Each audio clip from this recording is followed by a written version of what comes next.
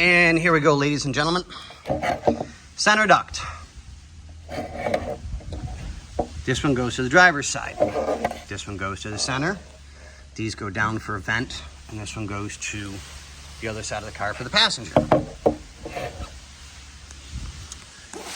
Factory AC cars only, so this is what it came with, but not this assembly.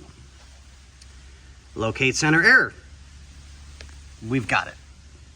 Remove foam seal. We did it. Well, yeah, we did it. Modify the duct to clear factory louver attaching screw. Cut off flanges and cut notch in duct as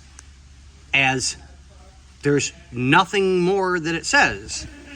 So this is make it up as I go along to make it fit to do the job. And it comes with a foam piece to wrap it so that you get a good tight seal. Not a problem.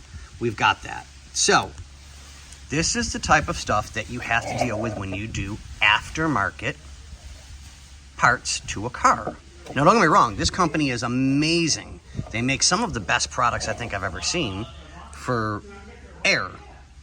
So I'll show you more as I get it in.